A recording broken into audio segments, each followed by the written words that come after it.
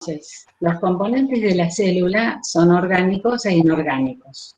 Los inorgánicos son los elementos químicos que forman la materia inerte, que se dividen en primarios, que serían los que forman el 98% de la materia viva. Estos son elementos de la tabla periódica de química, lo tienen que tener: carbono, hidrógeno, oxígeno, nitrógeno, fósforo, calcio. Secundarios: sodio, magnesio, potasio, cloro, azufre, hierro. Oligoelementos, o sea, los que están presentados en pequeña cantidad, yodo y zinc, pero que son fundamentales para la vida. El agua es el solvente. Sabemos que el 60% del peso corporal de un adulto es agua, y en un niño más chiquito es el 75% del peso corporal. El agua, esta sigla es líquido intracelular, que ya lo vamos a volver a ver, forma parte del 85% del agua de una persona. O sea que del 60% del peso, por ejemplo, si una persona pesa 40 kilos, serían 24 litros de agua.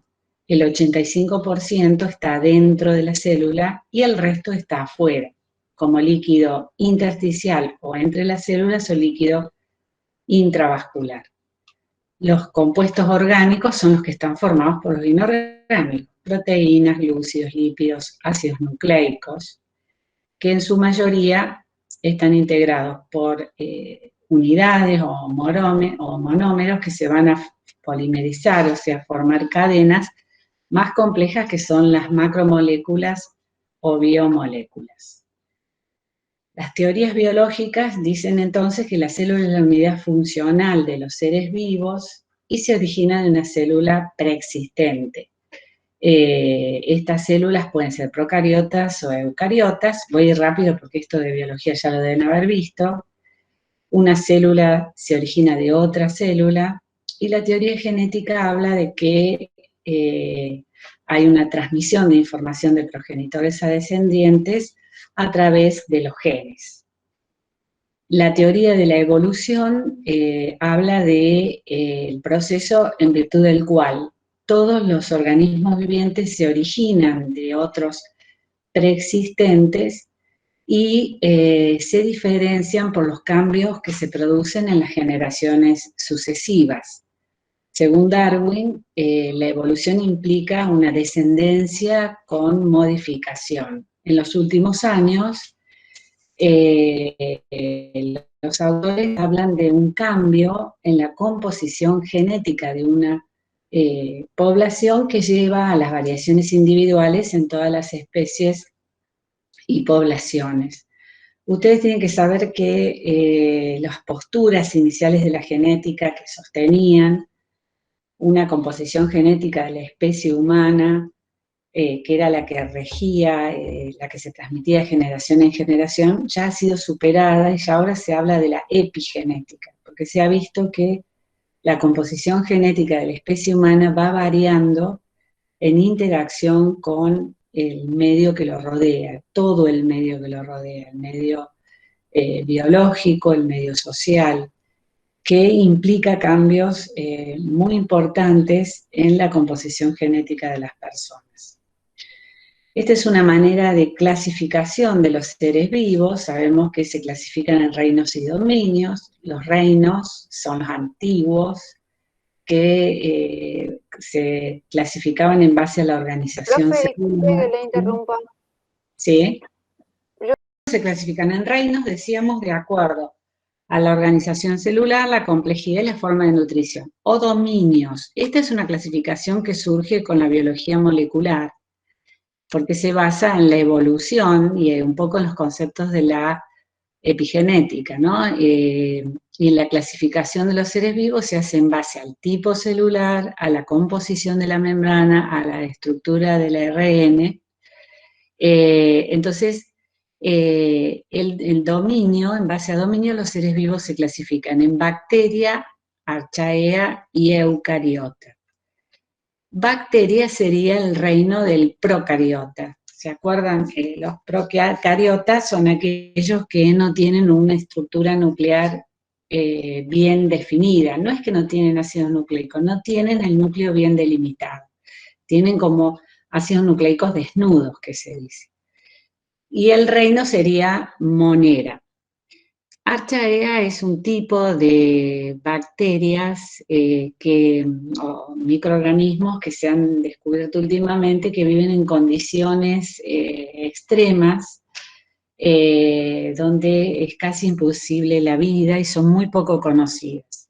Y los eucariotas, el dominio eucariota comprende todos los reinos que conocemos, el reino protista, los hongos, las plantas y los animales. No me voy a detener mucho en esto.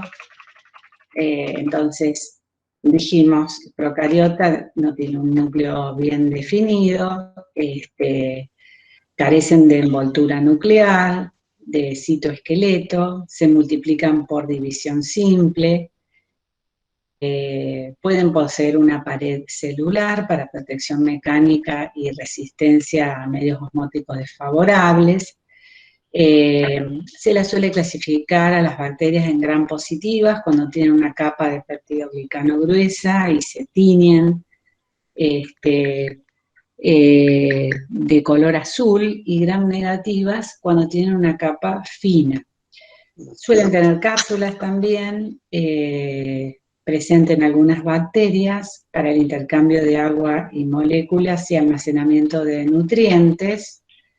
Y tenemos proteobacterias, cianobacterias, esta es la clasificación de las bacterias. Acá es un poco un ejemplo de, estas son bacterias gram positivas, estas gram negativas, de cómo se ven.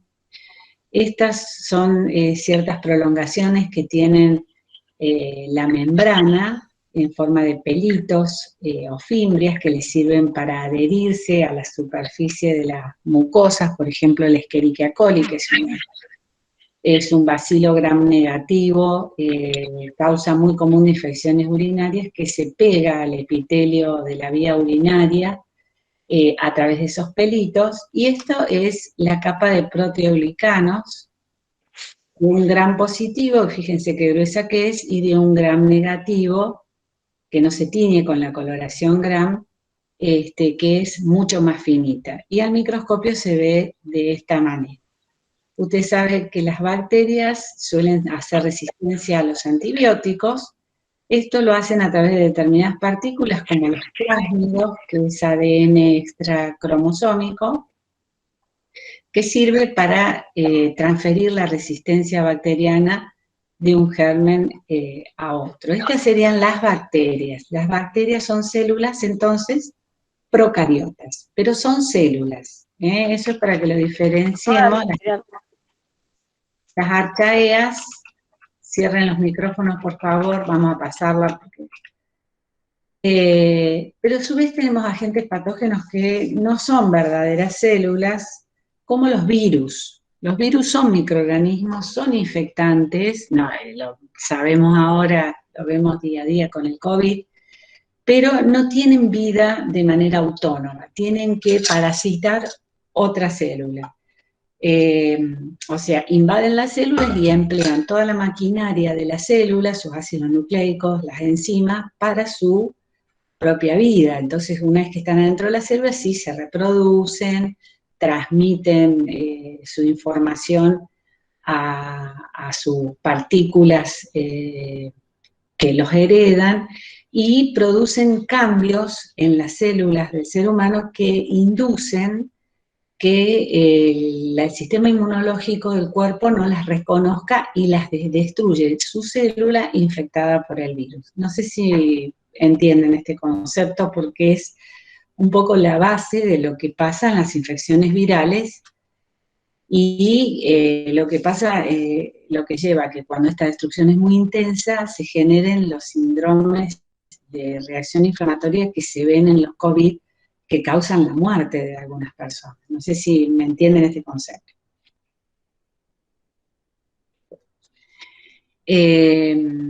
¿Sigo? Bueno, Sí, profe. estos virus, perfecto, Sí. estos virus ser ADN o ARN. Los virus son patógenos para el hombre, animales, para las plantas, incluso para las propias bacterias, y se llaman bacteriófagos. Después tenemos viroides, priones, que bueno, eso es información que el que la quiera leer. Acá tenemos ejemplo de los virus, acá tenemos nuestro querido coronavirus. Fíjense que es un virus ARN como el virus del HIV, que tiene muchas espículas, todas estas son cubiertas proteicas. Este es el herpes virus, también un virus muy patógeno, es virus de ADN. Los virus de ADN son el de varicela, viruela, papera, acá tengo el del herpes virus y este es el del sarampión. Para diferenciar una célula procariota de una eucariota, está esta tablita, que sería interesante que la miren porque les muestra las diferencias que hay entre la célula procariota y la eucariota. Acá lo más importante que sepamos que estas son las bacterias, que son productoras de enfermedades en el ser humano, ¿no? Y nosotros pertenecemos al reino animal. Acá tenemos dentro de las eucariotas las células vegetales, que son eucariotas, se diferencian de los animales porque tienen una pared celular rígida, constituida por celulosa, de allí que siempre insistimos que tiene fibra, es una estructura fibrosa y muy resistente, que le da sostén, protección a la célula en sí, y que nosotros insistimos en que las personas consuman vegetales para ingerir fibras presentes en la celulosa.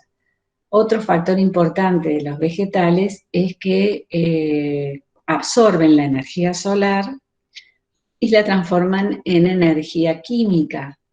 Eso no sé si lo vieron en biología, a través de la fotosíntesis. Entonces es la manera en que la energía del sol después es absorbida por los habitantes de la Tierra, porque nosotros no hacemos ese fenómeno, sino que nos alimentamos de vegetales y de animales que consumen vegetales.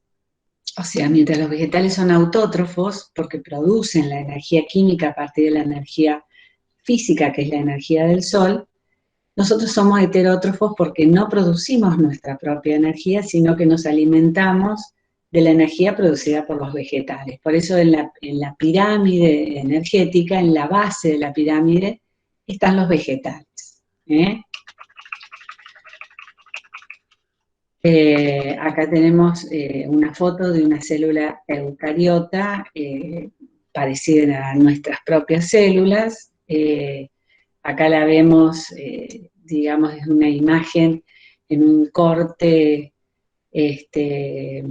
longitudinal, la vemos de frente, con su núcleo, con el nucleolo, el sistema de endomembranas, que a su vez están formadas, son organelas formadas por membranas, retículo endoplásmico rugoso, liso, lisosomas, las mitocondrias, rodeada de una membrana celular muy importante porque es la que rige los intercambios con el medio.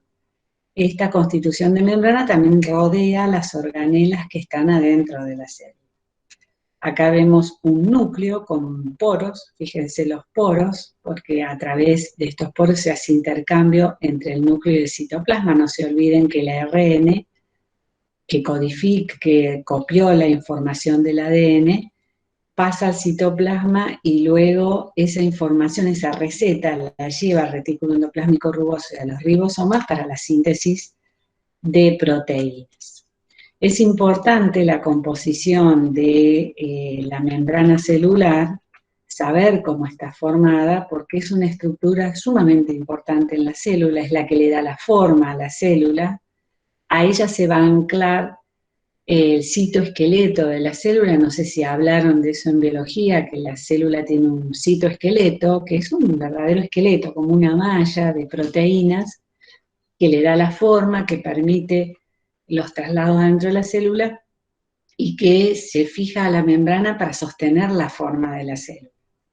Esta membrana celular está formada por una bicapa lipídica con proteínas intercaladas y proteínas periféricas, y del lado externo tiene hidratos de carbono, que son muy importantes por el reconocimiento de esas células. Ustedes saben que las células, nosotros reconocemos a nuestras células y no las rechazamos, pero si nos implantan células de otra persona, nuestro sistema inmunológico no las reconoce y las destruye. Eso pasa en los trasplantes. Y eso es por estas proteínas y estos hidratos de carbono que forman el glicocáliz, que está en la parte externa de las membranas celulares, que son las que tienen los datos de nuestra constitución genética. Esta membrana tiene una permeabilidad selectiva que regula el pasaje de solutos, reconoce señales externas a través de receptores que tiene para hormonas, factores de crecimiento. Estos receptores están formados por proteínas que actúan como transportadores o como enzimas. La membrana participa en la endocitosis, o sea, englobar una partícula e introducirla en la célula, lo que es la base de la fagocitosis, y en la exocitosis, que es la secreción de sustancias hacia el exterior. Y acá tienen lo que les decía recién, las glucoproteínas que forman el glicocáliz, que es lo que lleva a que la célula sea reconocida por el sistema inmunológico de la propia persona. ¿Ven? Acá ven la bicapa lipídica. Estos son fosfolípidos, tienen una cabecita de fósforo externa e interna, y estas colitas, que son ácidos grasos, están hacia adentro. ¿Por qué? Porque la parte del fósforo es que es hidrosoluble. No se olviden que hay agua intra y extracelular, si no se aglutinaría todo, porque los lípidos no son solubles en agua. Entonces, por eso las colitas de los ácidos grasos están al medio, que es donde no tienen contacto con el agua. Estos son los canales de los que hablaba, las proteínas, los canales de paso de sustancias a través de la membrana, y este sería el glicocáliz. Esta es otra imagen con otros colores, pero yo las puse acá porque acá muestra cómo se une al citoesqueleto, que también son proteínas, para sostener la forma de la célula. A través de esta membrana, decíamos, se hace el transporte de sustancias entre la célula, el líquido intracelular y el extracelular. Este transporte se realiza de determinadas maneras y lleva a que la permeabilidad de la membrana sea selectiva, o sea que deja pasar algunas sustancias y a otras no. ¿Qué tipo de transporte se hace? Pasivo, o sea, sin gasto de energía, que se hace a favor de la diferencia de concentración o de voltaje entre el interior y el exterior de la célula, y una sustancia pasa del lugar donde hay más concentración a menor concentración. Esa se hace sin gasto de energía. La ósmosis, que es el paso del agua, que también se hace sin gasto de energía, y el agua pasa del lugar donde hay más agua al lugar que hay menos agua. Estamos hablando del intra al extracelular. La difusión simple, que se hace sin gasto de energía, y la facilitada, que se hace a través de transportadores. Por ejemplo, la glucosa, que se hace a través de un canal proteico que se llama GLUT, a nivel del interior de la mucosa intestinal. El transporte activo depende de energía. ¿De dónde se obtiene? Del ATP. Es la bomba de sodio-potasio ubicada en la membrana sobre una enzima que es la ATPasa de membrana, la cual saca sodio al extracelular en contra de gradiente. Normalmente el sodio en el extracelular está más alto que en el intracelular. Entonces, como lo saca hacia un lugar donde hay más concentración, tiene que hacer fuerza y tiene que gastar energía. La obtiene del ATP, que por acción de la enzima se transforma en ADP. El ATP es la sigla del adenosín trifosfato, que es la biomolécula donde se almacena la energía que nosotros empleamos.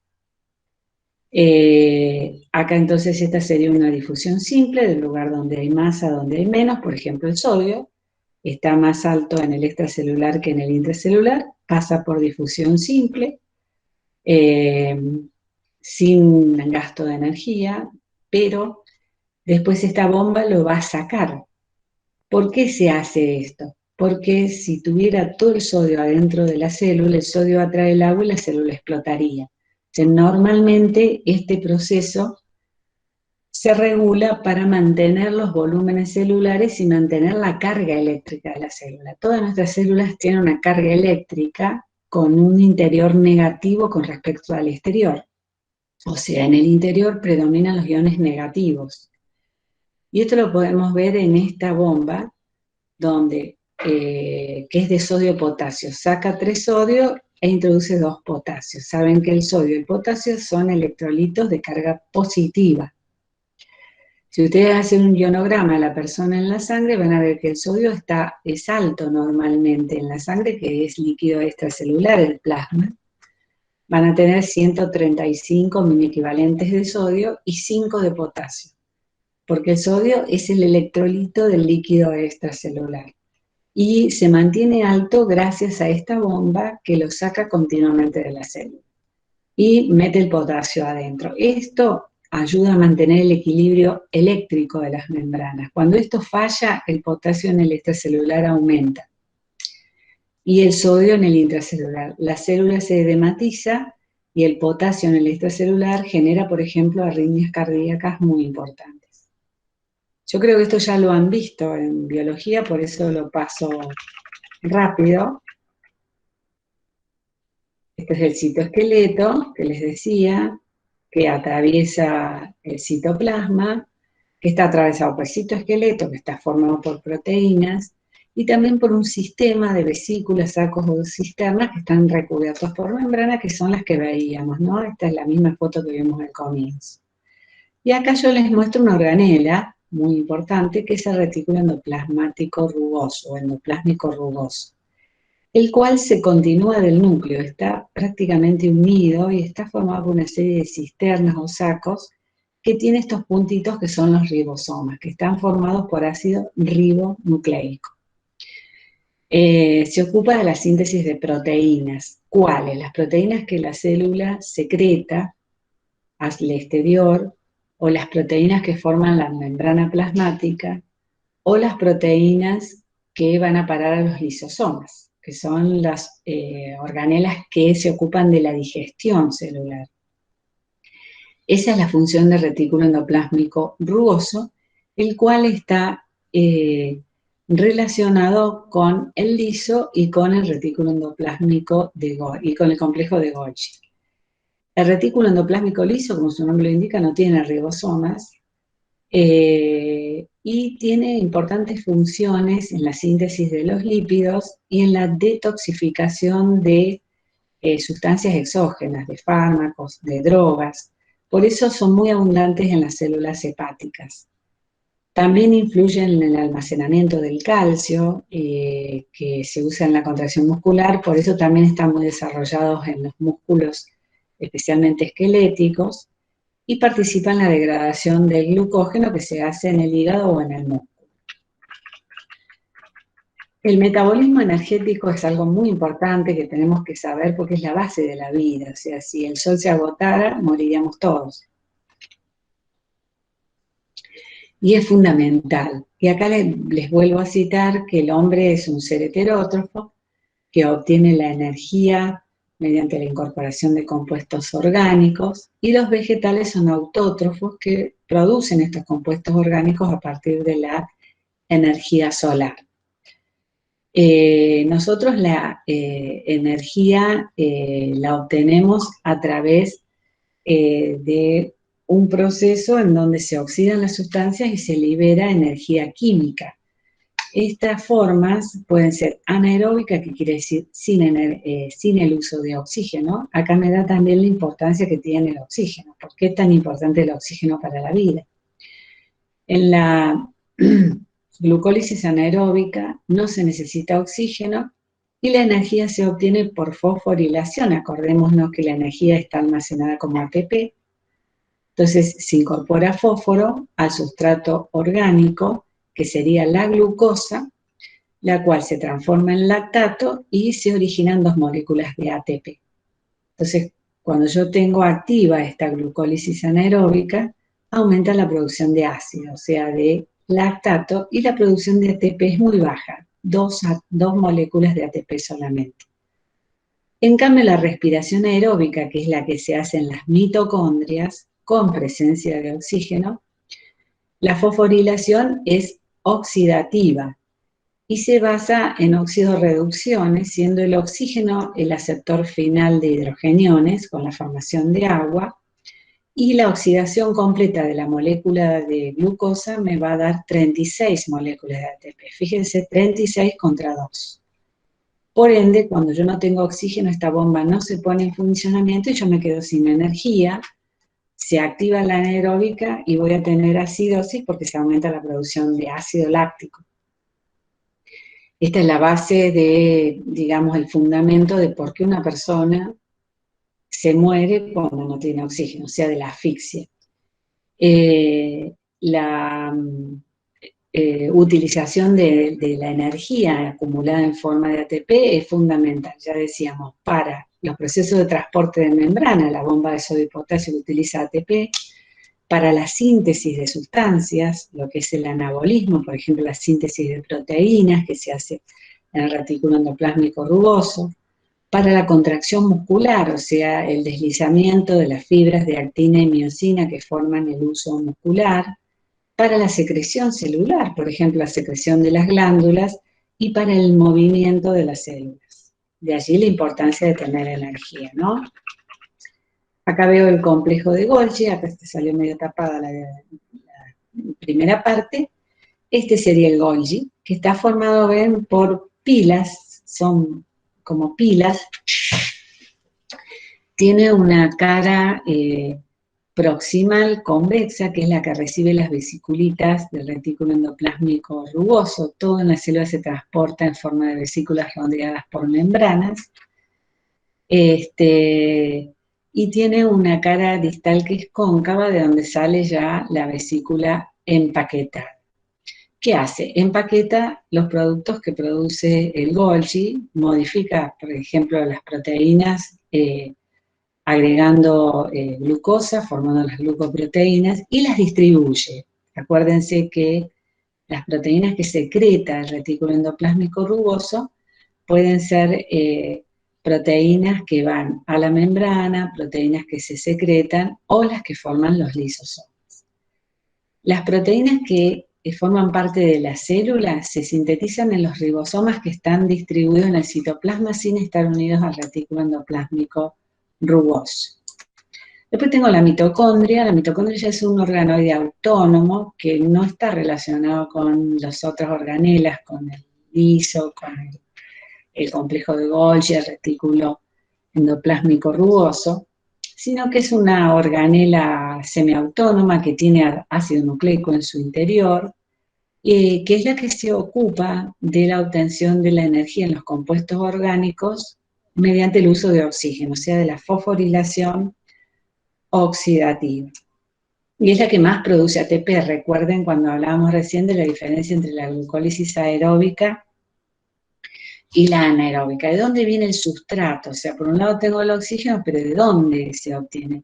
De los hidratos de carbono, de los lípidos y de las proteínas. Cuando uno obtiene energía, lo primero que usa echa mano a la glucosa, o sea, los hidratos de carbono que consumió. Si no tiene hidrato de carbono, se echa mano a los lípidos. Por eso es que en las dietas les bajan los hidratos para consumir la grasita. Y si en el caso de que no se tengan ni hidratos ni lípidos, se echa mano a las proteínas. Entonces ya se cae en un extremo de catabolismo, le decimos nosotros, porque el cuerpo se come sus propias proteínas. Eso no sería la situación ideal. Lo ideal es que los sustratos sean los hidratos y las grasas. Tampoco es ideal que no consumamos las grasas, porque cada vez se nos acumulan más y después tenemos casos de obesidad, ¿no? Las otras organelas importantes son los lisosomas. ¿Por qué son importantes? Porque serían los que digieren las partículas que están adentro de la célula, ya sea organelas envejecidas, que se tienen que destruir, o bien sustancias que la célula ha fagocitado, que está, por ejemplo, un glóbulo blanco, que es un macrófago, que fagocita una bacteria, como lo vemos acá, por endocitosis. Acuérdense que la endocitosis participa la membrana, engloba la bacteria, se forma un fagosoma, se une al lisosoma, se destruye la bacteria y después se expulsa.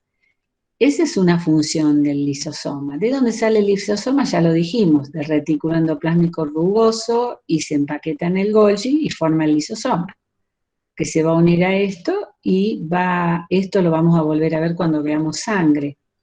También puede ser una vesícula, por ejemplo, una mitocondria vieja, que hay que eliminarla, se forma esto se llama autofagia porque se elimina, y en ello participan los lisosomas y se expulsa. Entonces se ocupan los lisosomas, son organelas que se ocupan de destrucción a través de sus enzimas. Y son las organelas que en un proceso, en una asfixia, se van a romper y van a liberar las enzimas, y las células se van a destruir entre sí por las propias enzimas que tenían en su interior. O también cuando pasa, por ejemplo, un infarto, que se miden enzimas, esas enzimas vienen de los lisosomas de las fibras musculares cardíacas que se rompieron sus membranas. Y se dosan para diagnóstico del infarto, ¿no? Pasamos al núcleo. Yo esto lo paso rápido, es porque me quiero detener un poco más en tejido. Bueno, el núcleo ya lo vimos. El núcleo de la célula eucariota está bien definido, está rodeado por una membrana, que es en realidad el complejo del poro, a través de los cuales se hace el intercambio entre el núcleo y el citoplasma, a través del cual va a pasar el ácido ribonucleico. Fíjense, acá está abierto y se ve el nucleolo, y se ve esto acá como si fuera una malla desenrollada, que es la cromatina. Esos no son los cromosomas que vemos habitualmente dibujaditos, sino que parece como un ovillo, porque esa célula no está en etapa de reproducción, está en etapa de síntesis de proteínas, de síntesis de ácidos nucleicos. Entonces, esa se llama la eucromatina, ¿no? Que está formada por ADN más histonas. Acá vuelvo a tener el núcleo, el nucleolo, la cromatina desenrollada y los poros. O sea que la membrana del núcleo tiene discontinuidades porque hay un intercambio entre el núcleo y el citoplasma, hacia adentro y hacia afuera.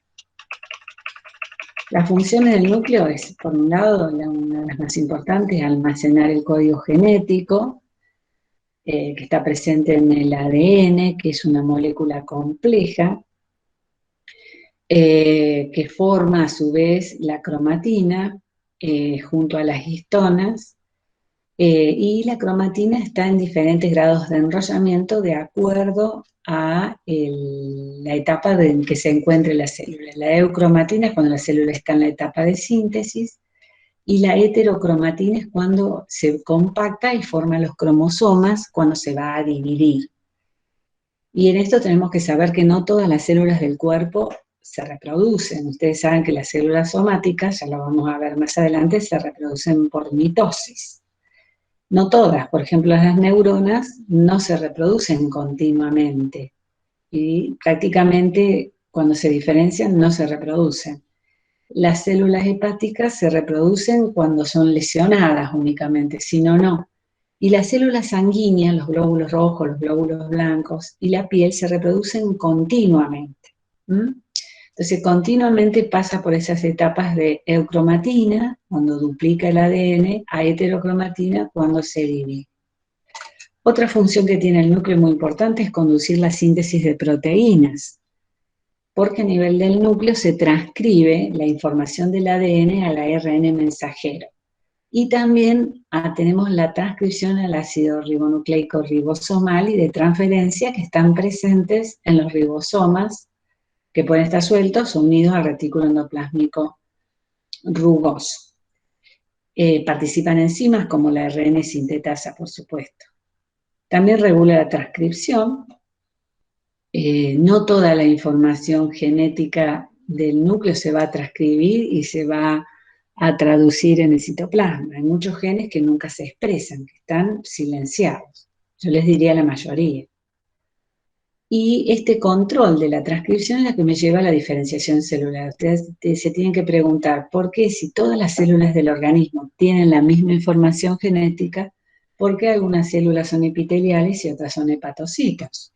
Y es porque esa información genética no se transcribe completamente, sino que se silencian los genes, entonces una célula se va a diferenciar como epitelial y otra como tejido conectivo y otra como célula nerviosa. A su vez, lo que hace el núcleo es transmitir el material genético de la célula madre a las células hijas a través de los cromosomas. Acá tenemos las etapas de la síntesis proteica. Les muestra más o menos un gráfico. Estas serían las cadenas de ADN. Después de la multiplicación, el ADN, ustedes saben que tiene doble cadena. Para que sea copiado por el ARN, o sea, para la transcripción, debe abrirse. Entonces ahí interviene las desoxirribonucleasas que abren la cadena del ADN y el ARN se mete y copia, como acá lo ven, la información que está contenida en el ADN, que se abrió. Por eso es que la cromatina está desenrollada en esta etapa, porque se está produciendo la transcripción de la información genética para la síntesis de proteínas. Ese ARN mensajero después va al citoplasma, transmitiendo la receta de la proteína que se va a sintetizar, y esa información la lee el ARN ribonucleico del ribosoma, y el ARN de transferencia es el que va a traer la proteína codificada, como lo vemos acá. En el ribosoma, el ARN ribosomal va a leer la información del mensajero y el de transferencia va a traer el aminoácido correspondiente que se va a ir ensamblando para sintetizar la proteína. Esa sería la traducción que se hace en el citoplasma. En donde se codifica la síntesis de los aminoácidos que forman las proteínas en un triplete de bases del ADN que luego son copiadas por el ARN.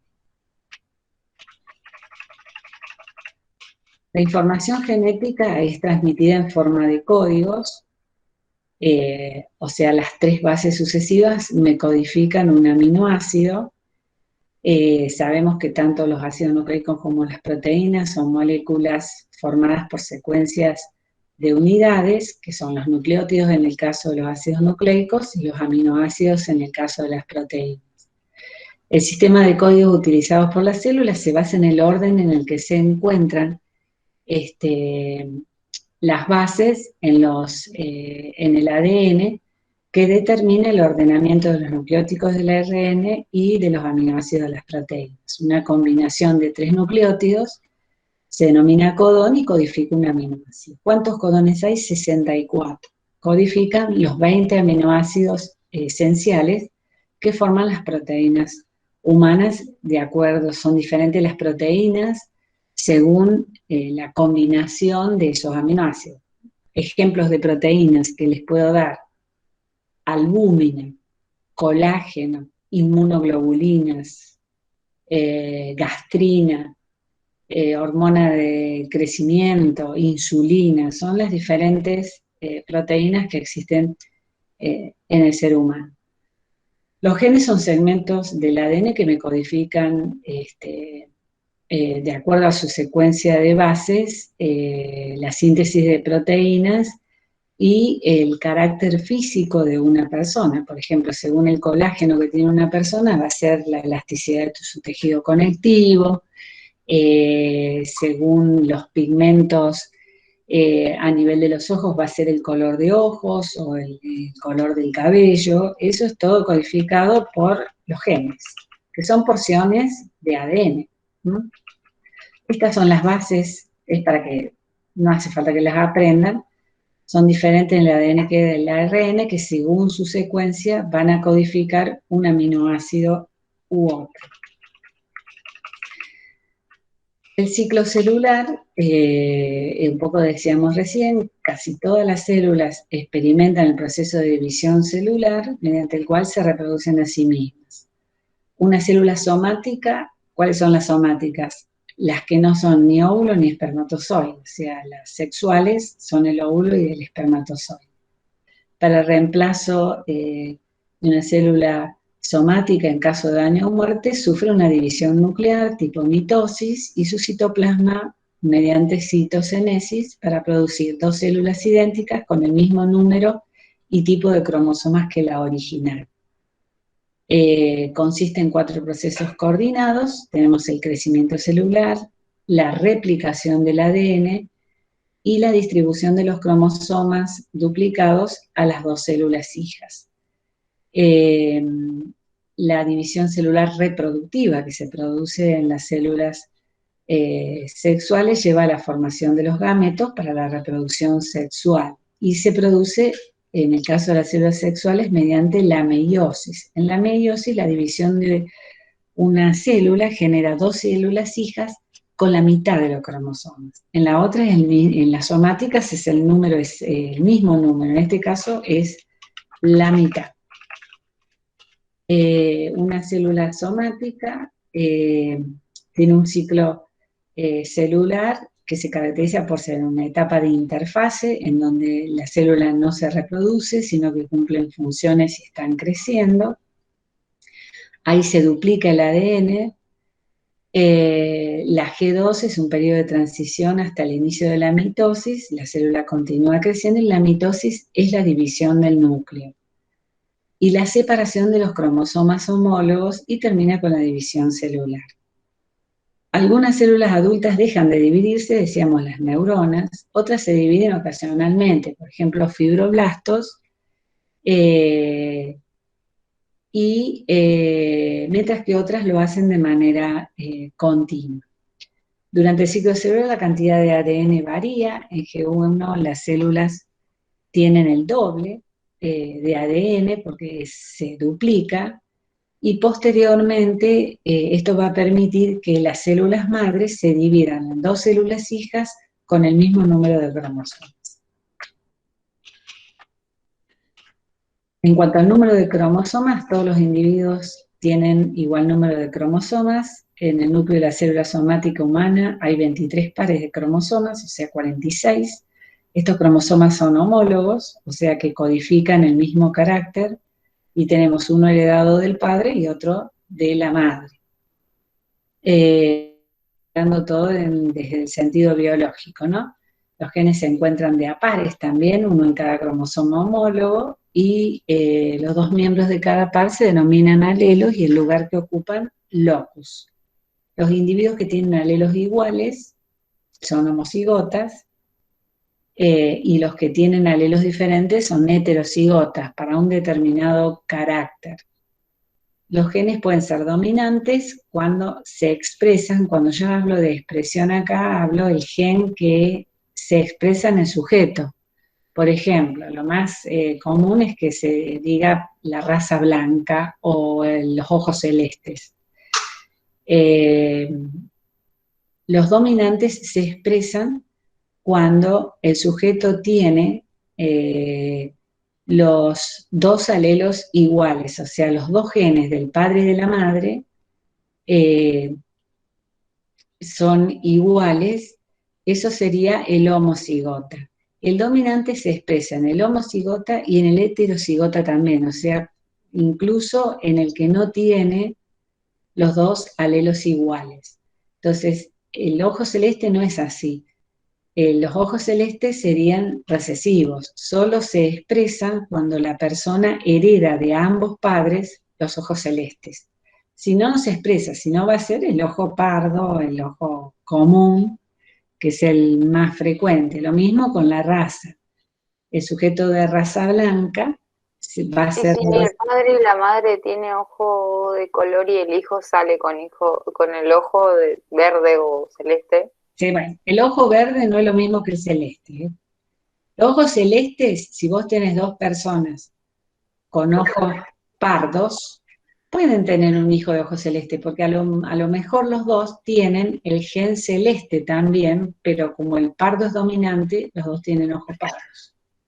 Pero a lo mejor la madre o el padre de ellos fue de ojos celeste, entonces si se unen los dos y justo en esa división se unen los dos alelos iguales, ese hijo va a ser de ojos celeste. Lo que nunca puede pasar que cuando dos personas son de ojos celestes, el hijo les salga con ojos pardos, porque los dos son homocigotas, si no, no hubiesen tenido ojos celestes. ¿Se entiende ese concepto? Mm, ¿Eh? Sí, Sí, sí. No quiero la susceptibilidad de nadie acá en el auditorio, pero es así. Otro caso se da en los RH negativos, por ejemplo. Ustedes saben, el factor RH negativo lo conocen, ¿verdad? Tenemos el positivo y el negativo. Si yo tengo dos personas RH positivas, pueden tener un hijo RH negativo, porque el RH positivo es dominante, o sea, se va a dar en el sujeto heterocigota y en el homocigota. Entonces puede ser que los dos sean heterocigotas, se unen los dos negativos y el chico va a salir negativo. Ahora, nunca se puede dar que de dos negativos nazca un positivo, porque el negativo es recesivo. Entonces, cuando una persona es negativa es porque los genes de ambos padres fueron negativos. No sé si sepan siempre que el dominante se expresa tanto en el homocigota como en el heterocigota, pero el recesivo solo en el homocigota. O sea, las dos copias tienen que ser cero, o tienen que ser RH negativo, o tienen que ser rubio, o tienen que ser ojo celeste, o blanco. Y es verdad, por ejemplo, un día me acuerdo que estuve leyendo que dice que, por ejemplo, en el caso del color de la piel, siempre el color oscuro predomina. Claro, ¿Es así o...? el negro es dominante. Claro, por ejemplo, decir, si la mamá es piel blanca y el papá es piel oscura, lo más probable es que el bebé, no en todos los casos, pero en la mayoría salga piel oscura. Sí, si el padre es homocigota, sí, si es negro de los dos lados. Ya hablemos de raza negra, porque después los mestizos se entran a confundir, ¿no? Hablemos de raza Claro, negra. sí. ¿Eh? Si el padre es negro, tiene la información de negro en los dos genes, va a salir negro. Pero Claro. a su vez va a tener el gen de la madre, entonces sus hijos pueden ser blancos, Claro. porque tiene la información de la madre. ¿Te das cuenta? Sí, sí, sí. Profe, para esto no había una tablita que era, Sí, claro. podías medir los porcentajes, a ver, qué sé yo. Lo que pasa que no, yo no lo quería, si no, no terminábamos más.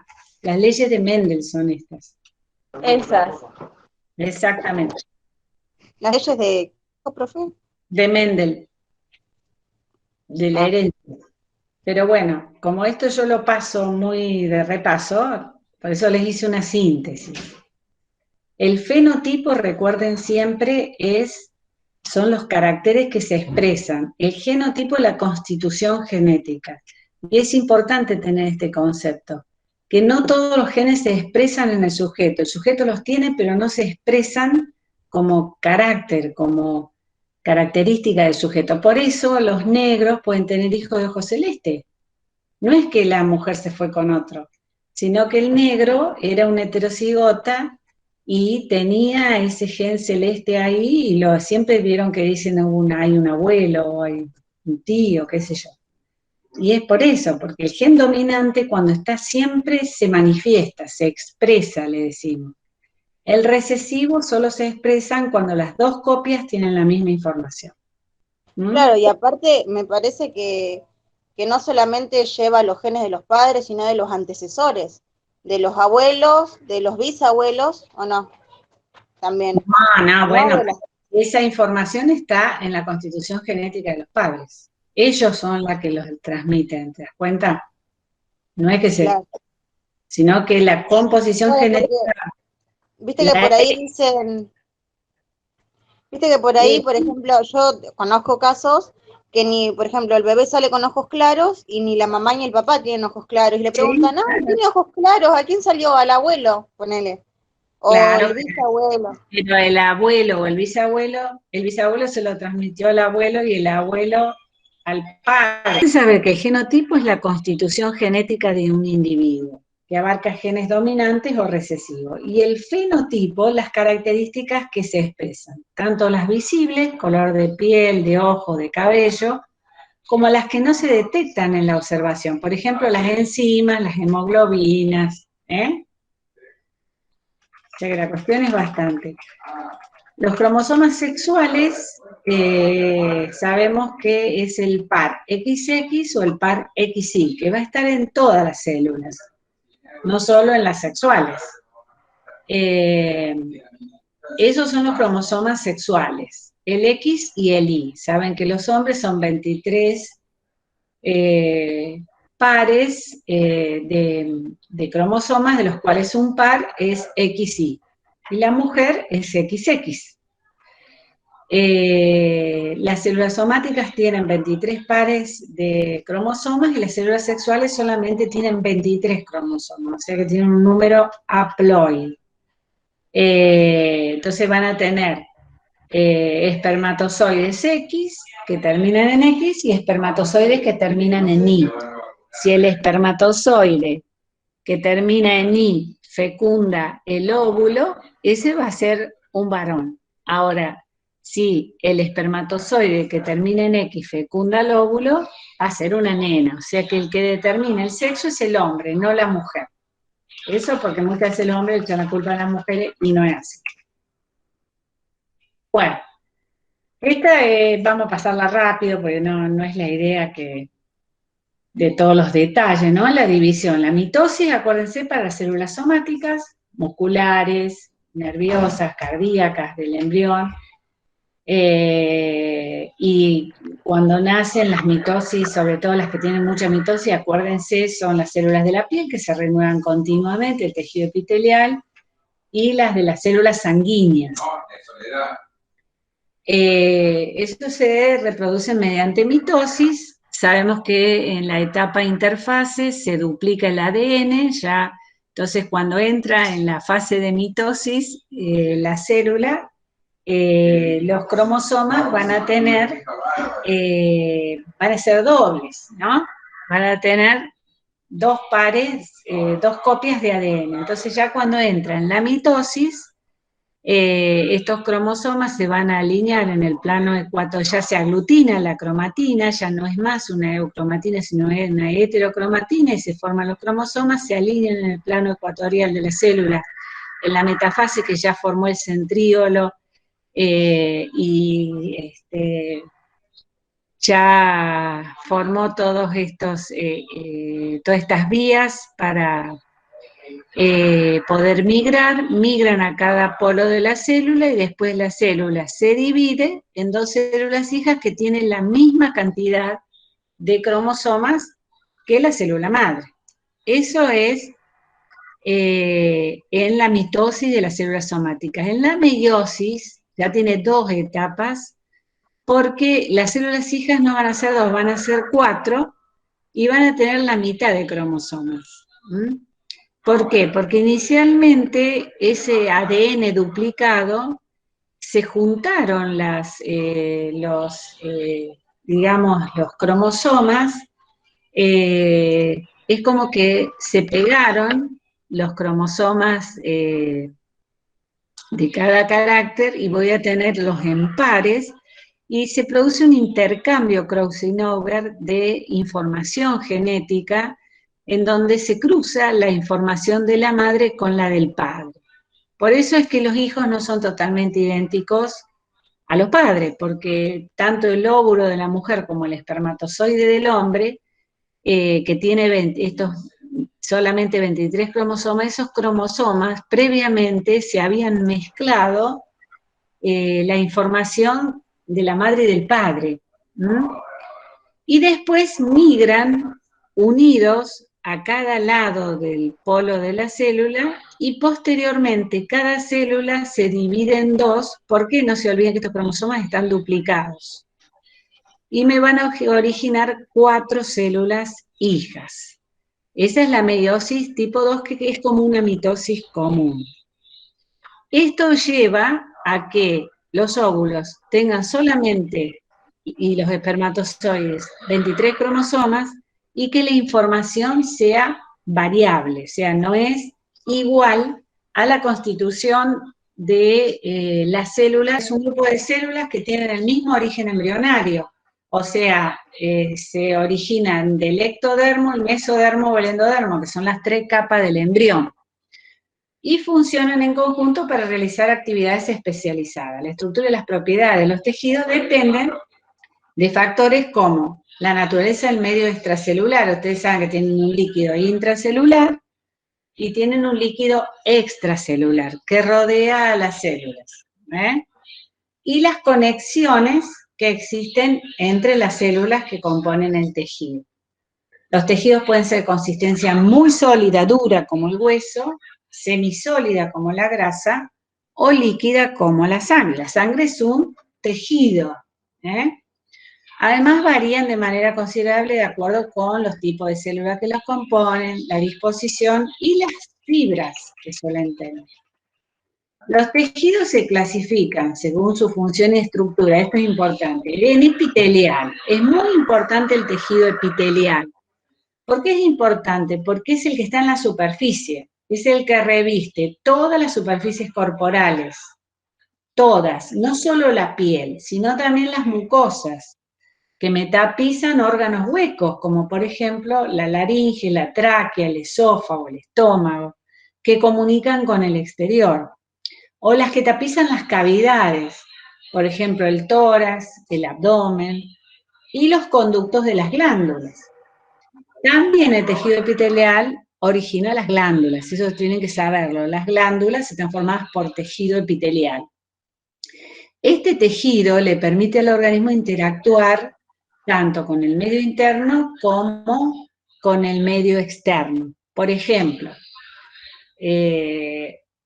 actualmente vieron que en el COVID se dan anticoagulantes. No sé si están enterados de eso. ¿Sabían eso? Las personas... No. En las personas Yo enfermas sí. de COVID se dan anticoagulantes. ¿Por qué? Porque el endotelio, que es el epitelio que recubre los vasos sanguíneos, se activa frente a la inflamación generada por el COVID y produce un mecanismo de coagulación. Entonces, el epitelio, los vasos sanguíneos, las venas, las arterias, los capilares, tienen epitelio en su interior, que es el que tiene el contacto con la sangre que circula en ellos. Recuerden ustedes que el epitelio es el tejido superficial de todos los órganos, que está en la superficie. Por debajo del epitelio tengo el tejido conectivo, que no está en la superficie, está por debajo del epitelio. Pero a su vez es a donde asienta el tejido conectivo y es el que protege y da soporte al cuerpo y a los órganos. Tienen muchos tipos de tejido conectivo que mantienen los órganos unidos, también almacenan la energía. Por ejemplo, la grasa es un tipo de tejido conectivo, y ayudan también a otorgar inmunidad contra los microorganismos. ¿Por qué? ¿Quién será tejido conectivo también? La sangre. La sangre es una forma de tejido conectivo líquido.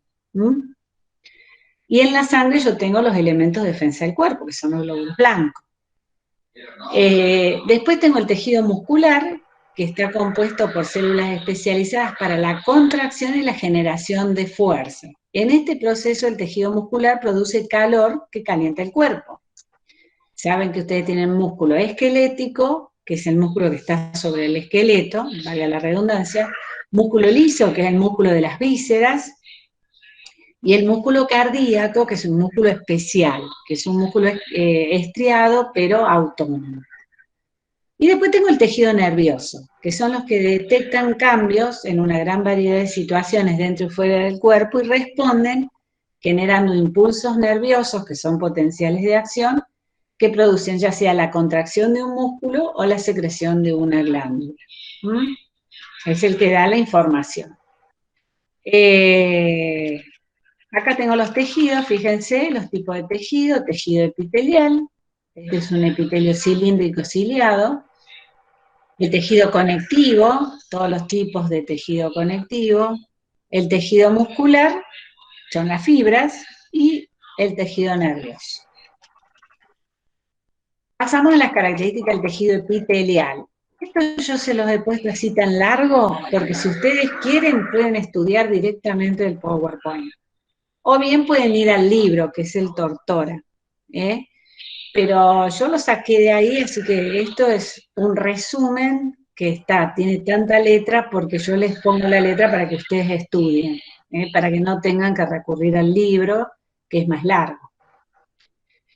Entonces están todas las características, pero en síntesis el tejido epitelial está formado por células una al lado de la otra, como si fuera una barrera, muy unidas entre sí, porque es la que impide que entren agentes del exterior. Por eso cuando esta barrera se lesiona, invaden agentes externos el cuerpo. Por eso hay que cuidarla, ¿no? Hay que cuidarlas, en parte el práctico se trata de eso. Entonces, no hay prácticamente líquido intercelular, porque las células están todas pegaditas una a la otra como si fueran un cerco, digamos, que cubre el cuerpo, ¿no? Cumplen 3 funciones principales, que es la función de barrera, secretan, porque acuérdense que las glándulas están formadas por tejido epitelial, son secretoras, y protegen.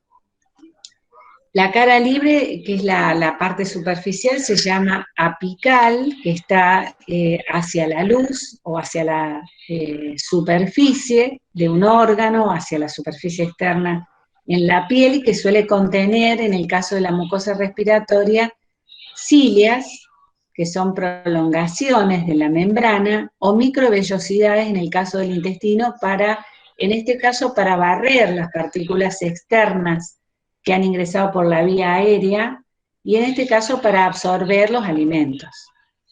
Las caras laterales están unidas a las otras células, y la cara basal es la que se une, la opuesta a la apical, que se une a la membrana basal.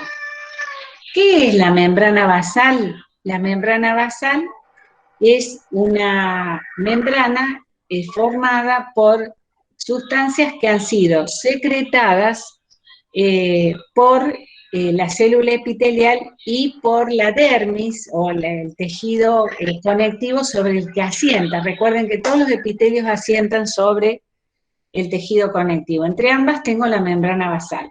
¿Por qué insisto yo en la membrana basal?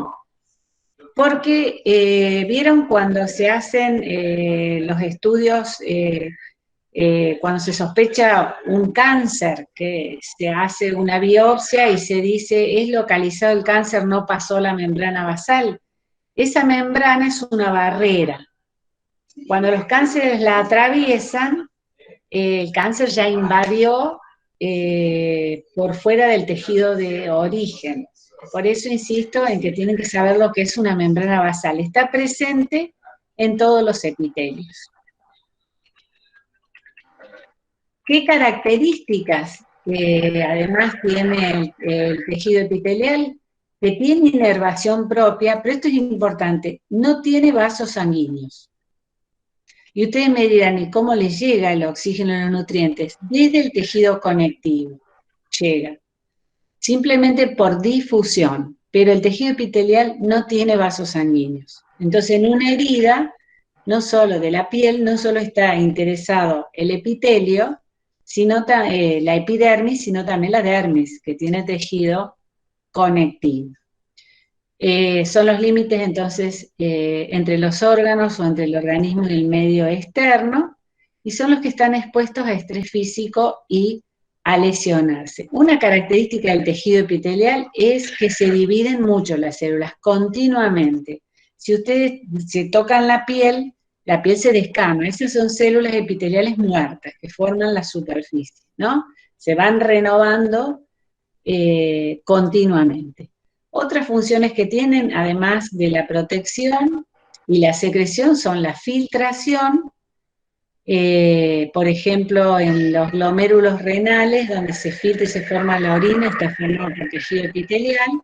La absorción, por ejemplo, el epitelio del intestino, que absorbe sustancias, o la excreción, o sea, como por ejemplo en una glándula sudorípara que se excreta agua.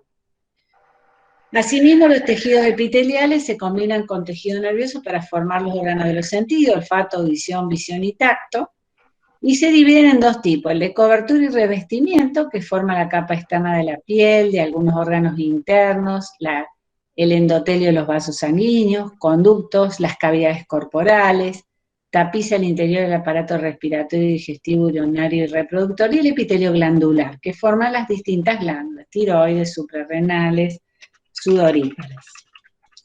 Bueno, después se clasifica en base a la morfología, ya sea que sea simple, cuando está formado por una sola capa de células que participan en la difusión, en la ósmosis, la filtración, la secreción y en la absorción.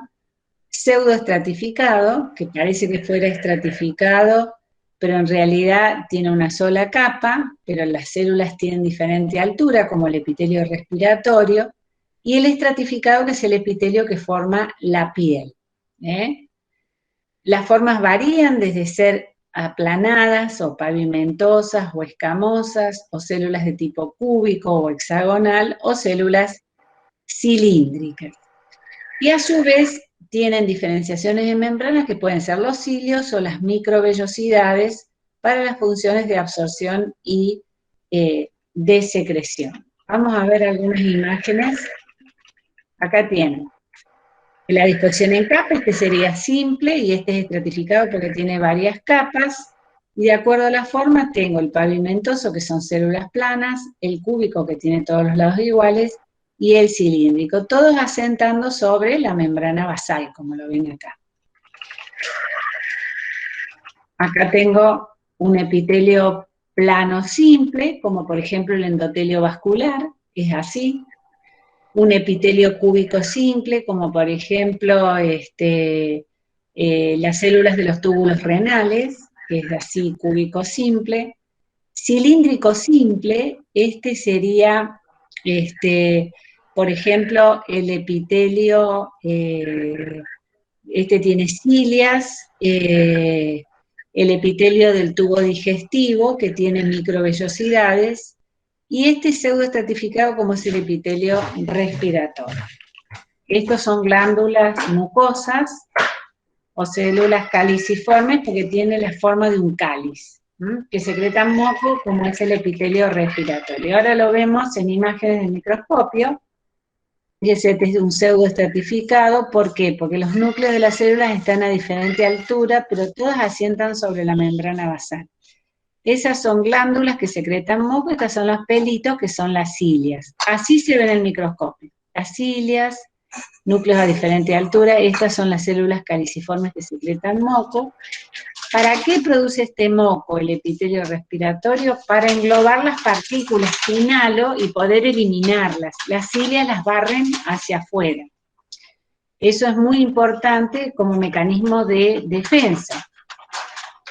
Este epitelio es plano, no queratinizado, que es el epitelio del esófago. Tiene varias capitas, pero no tiene capa córnea. ¿Qué es la capa córnea? Los callitos que nosotros vemos en la piel. Tengo los gatos acá que están enloquecidos. Estas son glándulas, fíjense que están formadas por tejido epitelial, para que vean las glándulas. Bueno, pasamos al tejido conectivo. El tejido conectivo, como el nombre lo indica, tiene función de unión, une el tejido epitelial al resto de los tejidos, de sostén de los tejidos corporales, de protección, de aislamiento, constitución de compartimientos, y también como medio de transporte. Por ejemplo, la sangre, que es tejido conectivo líquido, de reserva, el tejido adiposo, y constituyen el origen de las respuestas inmunitarias más importantes. Por ejemplo, los ganglios linfáticos están formados por tejido conectivo hematopoyético sanguíneo. Las características generales de los tejidos conectivos es que están formados por células y matriz extracelular. Acuérdense que el epitelial casi no tenía matriz extracelular, prácticamente no tenía. El tejido conectivo sí, y es importante, las células están distanciadas entre sí, y la matriz extracelular está formada por sustancia fundamental y fibras proteicas. Esta estructura determina las cualidades del tejido, por ejemplo, es más bien sólida y elástica en el cartílago, que le da cierta flexibilidad, y en el hueso es dura e inflexible. A diferencia de los tejidos epiteliales, no suele ubicarse sobre las superficies corporales y recibe abundante cantidad de sangre, o sea, abundante irrigación, a excepción de los cartílagos y los tendones. Están inervados, el tejido epitelial también, y derivan del mesodermo. Estas células del tejido conectivo, cuando son inmaduras, la denominación termina en blasto, como el fibroblasto, de los tejidos conectivos laxo y denso, o condroblastos en el cartílago, osteoblastos en el hueso, y conservan la capacidad de división celular y secreción de la matriz extracelular. En el cartílago y el hueso, una vez que se forma la matriz extracelular, las células inmaduras se diferencian en células maduras y termina en cito. Entonces, el condroblasto se transforma en condrocito, el osteoblasto en osteocito, que ya tiene una capacidad más reducida para dividirse y producir matriz extracelular. Los tipos de células tejido conectivo, fibroblastos en el tejido conectivo laxo o denso, que son células alargadas, ramificadas, que secretan la sustancia extracelular y fibras. Los macrófagos, que se desarrollan a partir de los monocitos, que son glóbulos blancos, que son capaces de incorporar bacterias y restos celulares mediante la fagocitosis. Pueden ser fijos, estar, por ejemplo, en los alvéolos pulmonares o a nivel del vaso, o pueden estar circulando en la sangre y van al sitio de infección o de inflamación. Las células plasmáticas se desarrollan a partir del linfocito B, que es un tipo de glóbulo blanco, y son las que secretan anticuerpos, o sea, los anticuerpos son inmunoglobulinas, que son proteínas, las cuales son sustancias de defensa, neutralizan sustancias extrañas, que pueden ser gérmenes, o pueden ser a veces toxinas, etc.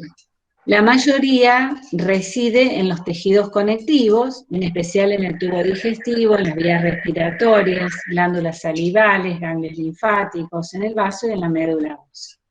Los mastocitos son también células que derivan del tejido conectivo, que están alrededor de los vasos sanguíneos, son los que secretan histamina, una sustancia muy importante en las reacciones alérgicas. Por eso se dan muchas veces antihistamínicos en las reacciones alérgicas, porque es la sustancia que me genera vasodilatación, aumento de secreciones, broncoespasmo, etc. Los adipocitos son las células del tejido conectivo que almacenan las grasas o triglicéridos y se ubican alrededor de los órganos o debajo de la piel.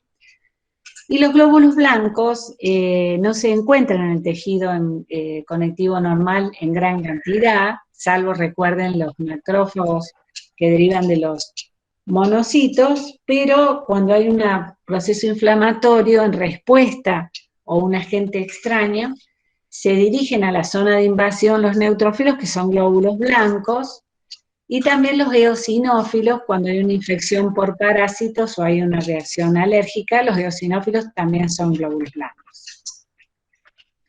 Acá vemos los tipos de tejido conectivo, decíamos el tejido conectivo laxo, que es la dermis de la piel, denso, presente en los ligamentos de las articulaciones, el tejido adiposo, debajo de la piel o alrededor de los órganos, forman el panículo adiposo, en la pancita, en las piernas. El cartílago, presente, por ejemplo, acá en la articulación de la rodilla o entre las vértebras, los cartílagos también En los niños también tenemos cartílagos costales, o también lo tengo en la punta de la nariz o en la oreja, el tejido óseo a nivel de los huesos, huesos largos, en el esternón, las costillas, y la sangre que circula por todo el cuerpo. Eso es todo tejido conectivo.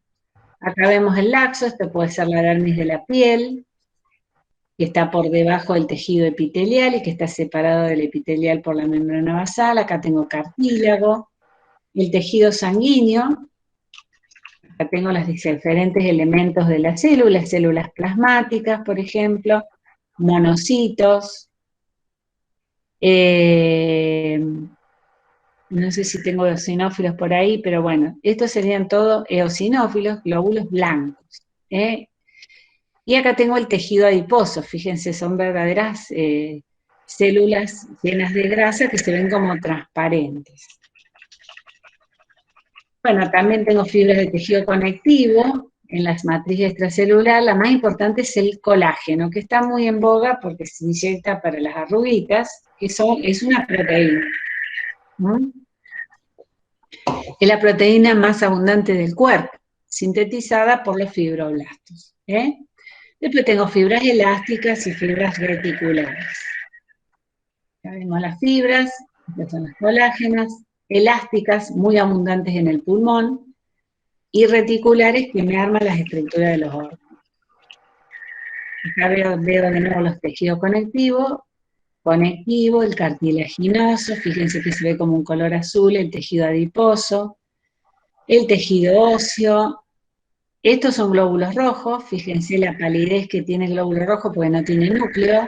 Estos son leucocitos polimorfonucleares, neutrófilos. Y acá tengo tejido linfático.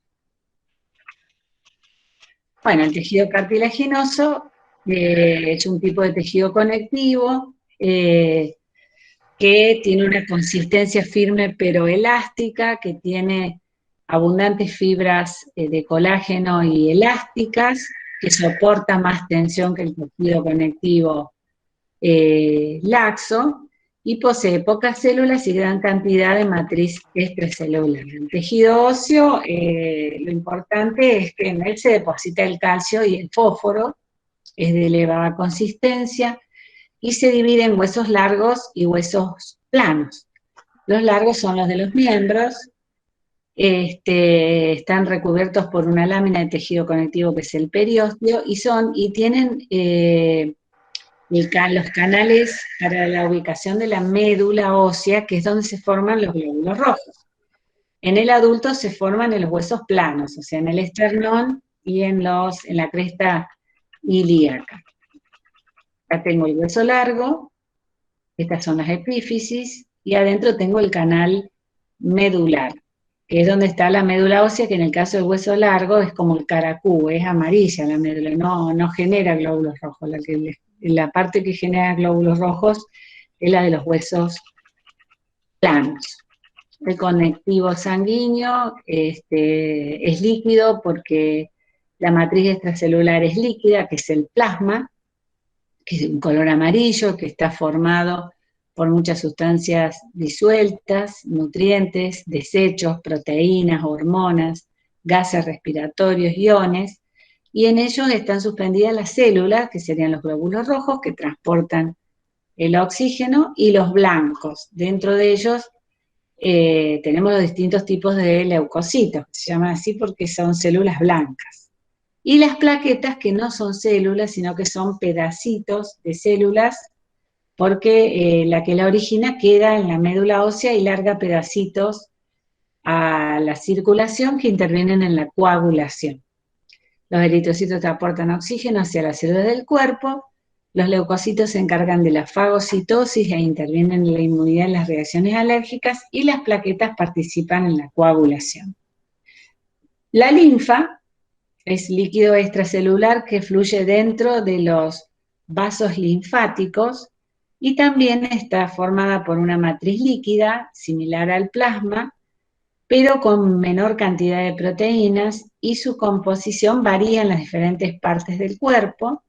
La que sale de los ganglios linfáticos tiene muchos linfocitos, que son glóbulos blancos, mientras que la que viene del intestino tiene grasas porque se encarga de la absorción de las grasas de la dieta. Las cavidades corporales están cubiertas por una membrana serosa, así yo tengo la cavidad torácica y la cavidad abdominal, son las dos grandes cavidades. También tengo la cavidad craneana, pero las que más vamos a ver son la abdominal y la torácica. Es importante saber que ambas cavidades están separadas por el diafragma, que es el principal músculo respiratorio, y están cubiertas por lo que se llama membranas serosas. Estas membranas están formadas por tejido conectivo areolar, revestido por un epitelio pavimentoso simple o mesotelio. Tiene dos capas, una adherida a la pared de la cavidad, que también la tapiza y se denomina lámina parietal, y la otra que se adhiere al órgano, que está dentro de esa cavidad. El mesotelio de una membrana serosa secreta un líquido, seroso quiere decir clarito, de consistencia acuosa, que lubrica para que no se peguen las dos capas, sino que se deslicen una sobre la otra. La membrana serosa que tapiza la cavidad torácica y recubre los órganos del tórax más importante, que son los pulmones, se denomina pleura. La que reviste la cavidad cardíaca y que cubre al corazón, que también está en el tórax, se denomina pericardio, y la que tapiza la cavidad abdominal y recubre los órganos abdominales se llama peritoneo. Esas son las membranas serosas que recubren las cavidades más importantes del cuerpo. En la cavidad craneana tenemos las meninges, no se olviden. Las membranas mucosas tapizan una cavidad corporal que desemboca directamente en el exterior. Por ejemplo, el tubo digestivo, las vías respiratorias, las reproductivas, las vías urinarias, poseen una capa de revestimiento epitelial y una capa subyacente de tejido conectivo. Recuerden que el epitelio siempre asienta sobre una membrana basal y por debajo el tejido conectivo. La capa epitelial representa una barrera difícil de franquear para los microorganismos patógenos. Todas nuestras superficies están cubiertas por microorganismos y las células están unidas para evitar que el microorganismo ingrese, y las células caliciformes son las que secretan el moco que tienen todas las mucosas, por eso las mucosas se llaman mucosas, para que no se sequen. De allí lo importante es que siempre tomar mucho líquido para humedecer las mucosas. Estas atrapan partículas en las vías respiratorias y lubrican el alimento en el tubo digestivo. Vieron que por ahí cuando se vomita, la madre dice vomita moco, será moco de la vía respiratoria. No, por ahí es moco del tubo digestivo, que está lubricando nuestro tubo digestivo para que no me lastime la comida. La capa epitelial secreta algunas de las enzimas necesarias para la digestión y absorción de los alimentos y líquidos del tubo digestivo. El epitelio de las membranas mucosas varía en las diferentes partes del cuerpo. En el intestino delgado es cilíndrico, simple, no ciliado, y en las grandes vías aéreas es cilíndrico, pseudoestratificado y ciliado. La capa de tejido conectivo de la membrana mucosa es tejido conectivo areolar, forma lo que se llama la lámina propia, que sostiene el epitelio, y lo une a las estructuras subyacentes, mantiene los vasos sanguíneos en su sitio e irriga el epitelio, que recordemos que la piel no tiene irrigación propia. El oxígeno y los nutrientes difunden desde la lámina propia hacia el epitelio, y el dióxido de carbono y los desechos lo hacen en la dirección opuesta. Acá vemos las serosas, vemos la pleura, que cubre los pulmones, el pericardio, que cubre el corazón, y el peritoneo, que cubre las vísceras abdominales. Y vemos las mucosas de nuevo. Acá vemos la respiratoria, células caliciformes y microvellosidades. Acá vemos el aparato digestivo. Acá vemos la respiratoria también. Y acá vemos la piel. Este es un epitelio plano estratificado con capa córnea. Esta es la capa córnea, que son las durezas de la piel, ¿no? Tenemos la epidermis, tejido epitelial, la dermis, que tiene tejido conectivo, laxo, y la hipodermis, que está formada por grasa. Estas son las glándulas sudoríparas y los canales pilosos. El tejido muscular está constituido por fibras, células alargadas o miocitos que contienen numeroso ATP. Acuérdense que el ATP es la energía para que se contraiga el músculo y genere fuerza. Los músculos producen los movimientos del cuerpo, ya sea de las extremidades, los movimientos de las vísceras, mantienen la postura, genera calor, también brindan protección, y según sus características estructurales y su localización, puede ser el músculo liso, de los órganos huecos, involuntario en su contracción, o sea, yo no estoy pensando que se está contrayendo mi intestino en este momento, no lo comando yo, las vísceras se mueven de manera autónoma, o sea, yo no intervengo en eso, pero es músculo liso porque no tiene estriaciones, y se contrae, genera fuerza y movimiento. En el caso del tubo digestivo, propulsa los contenidos digestivos, los líquidos y los alimentos. El esquelético, que se llama así porque rodea los huesos, se contrae para mover una extremidad, una articulación, y ese es voluntario, yo lo muevo para dirigirme a un lugar, para caminar, para sentarme, etc. En cambio, el miocardio, corazón, está formado por un tejido estriado, ven cómo se ven las estriaciones, por el tipo de cómo se ordenan las fibras que forman la célula muscular, pero es autónomo, o sea que yo no estoy pensando que el corazón tiene que latir o no. El diafragma también es un músculo estriado, el principal músculo respiratorio, pero no es voluntario, es autónomo. Después tengo el tejido nervioso, que es la típica neurona, que tiene las características de tener una gran sensibilidad a los estímulos, porque son células mucho más cargadas que el resto de las células, y son las que generan los impulsos nerviosos, que luego van a generar el movimiento de un músculo, la secreción de una glándula. Tienen un cuerpo celular y prolongaciones. Las dendritas, que son las que reciben el impulso de otra neurona o las que son estimuladas, y el axón que conduce el estímulo hacia otra neurona, hacia un músculo o hacia una glándula, que es una prolongación única y que termina en ramificación. Las dendritas viene de árbol porque están muy ramificadas. Tienen un gran núcleo y tienen un retículo endoplásmico rugoso muy desarrollado porque secretan los neurotransmisores. Las células de la neuroglia son células de sostén, de soporte, de fagocitosis y también de formación de las vainas de mielina. ¿Qué es la mielina? Es la sustancia que cubre las fibras nerviosas y que aumenta la velocidad de conducción del impulso nervioso. Es una sustancia grasa, ¿no? Por eso es tan importante la ingesta de ácidos grasos esenciales para el sistema nervioso. Bueno, hasta acá llegamos.